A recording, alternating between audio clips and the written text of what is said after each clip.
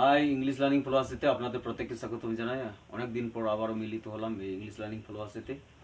তো বেশি কথা না বাড়িয়ে চলুন আজকের মূল আলোচনায় যায়। আজকে আবারও এসছি নতুন টপিক নিয়ে। তো আজকে আলোচনার বিষয়বস্তু হচ্ছে কোনো কিছু করলে কেমন হয়। আমরা আমাদের আপনজনদের সঙ্গে, বন্ধুদের সঙ্গে অনেক সময় আমরা আলোচনা করি, এটা করলে কেমন হয়, ওটা করলে কেমন হয়। তো সেই সকল বাক্য আমরা ইংরেজিতে কীভাবে গঠন করবো তা আমরা শিখতে চলেছি। তো চলুন আমরা এই আজকে ক্লাসে নজর রাখি শেষ অবধি, তাহলে বুঝতে পারবো। তো যে স্ট্রাকচারটি আমি প্রথমত লিখে রেখেছি হোয়াইট বোর্ডে, এখানটায় রয়েছে স্ট্রাকচার হাউ, অ্যাবাউট, তারপরে প্লাস, তারপরে মেইন ভার্বের সঙ্গে প্লাস অবজেক্ট। এইখানটায় দেখতে পাচ্ছি হাউ, অ্যাবাউট, তারপরে মেইন ভার্বের সঙ্গে ইং যোগ করা হয়েছে প্লাস অবজেক্ট। তো আমি লিখে রেখেছি এখানটায় হাউ অ্যাবাউট ড্রিঙ্কিং ওয়াটার। তো বাংলাতে যেটা পাচ্ছি আমরা জল পান করলে কেমন হয়। ধরে নিন আপনি আপনার নিকটবর্তী লোকের সঙ্গে বসে রয়েছেন বা আপনার আপনজনের সঙ্গে, সেখানটা আপনি জিজ্ঞেস করছেন বা আলোচনা করছেন এটা করলে কেমন হয়, জেনে নিচ্ছি এটা করলে কেমন হয়। তো আপনি এখানটায় জিজ্ঞেস করছেন এটা করলে কেমন হয়। তো আমরা এখানটায় লিখে রেখেছি শেখার জন্য হাউ অ্যাবাউট ড্রিঙ্কিং ওয়াটার। তো জল পান করলে কেমন হয়, সেক্ষেত্রে তিনি হয়তো সহমত হতে পারেন, হ্যাঁ পান করলে ভালো হয়, বা না পান করলে ভালো হয়, সেটা অনেক কিছু বিষয় থাকতে পারে। এবার আমরা দ্বিতীয়টি how about loving.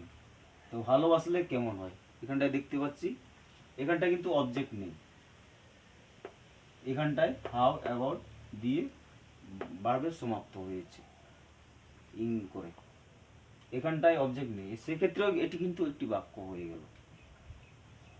How about loving, ভালোবাসলে কেমন হয়, আপনি এটাই জানতে চেয়েছেন, আপনি আলোচনা করছেন, সেই ক্ষেত্রে হাউ অ্যাবাউট লাভিং, তাতেই একটি বাক্য।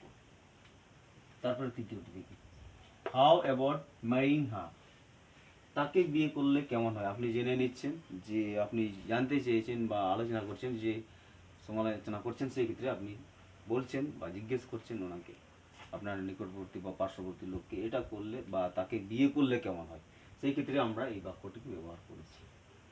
তারপরে অবশেষে যে বাক্যটি রয়েছে হাউ অ্যাবাউট গোয়িং হোম, বাড়ি গেলে কেমন হয়। তো এখানটায় আমরা জানতে পারছি যে যে বিভিন্নভাবে আমরা এই ধরনের বাক্য গঠন করতে পারি। যদি কেমন হয় কেমন হয়, আপনি এই ধরনের বাক্য যখন বলতে যাবেন আপনার বন্ধুর সঙ্গে, আপনি যখন বলতে যাচ্ছেন তখন আপনি এই ধরনের বাক্য করতে পারেন, এই ধরনের বাক্য বা স্ট্রাকচার ফলো করেও আপনি করতে পারেন। সেই ক্ষেত্রে আমাদের শিক্ষার বিষয় বা বলার বিষয় এইভাবে থাকবে, বা এইভাবে আমরা লিখতে পারি কেমন হয়, কোনো কিছু করলে কেমন হয়। তো আমরা যে আলোচনা বিষয় ছিল, আমরা শিখতে পারলাম যে কোনো কিছু করলে কেমন হয়। যেমন আমরা এখানটায় শিখতে পারলাম জল পান করলে কেমন হয়, ভালোবাসলে কেমন হয়, তাকে বিয়ে করলে কেমন হয়, তারপরে বাড়ি গেলে কেমন হয়।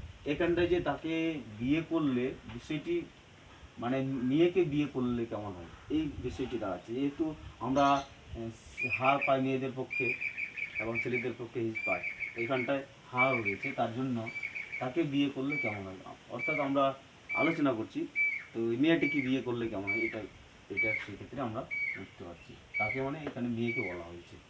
তো এতক্ষণ শেষ অবধি দেখার জন্য আপনাদের অশেষ ধন্যবাদ জানাই। আজকের বিষয়বস্তুটি ছিল হাউ অ্যাবাউট দিয়ে তারপরে মেইন ভার্বে ইং যোগ করে তারপরে অবজেক্ট দিতে পারি প্রয়োজন ক্ষেত্রে, না থাকলে পড়ার কিছু নেই, তাও বাক্য হচ্ছে। তো ধন্যবাদ শেষ অবধি থাকার জন্য। এই ধরনের নিত্য নতুন ভিডিও পেতে আমাদের চ্যানেলকে সাবস্ক্রাইব করে রাখুন। আবারও মিলিত হব আমরা পরবর্তী ভিডিও। ধন্যবাদ।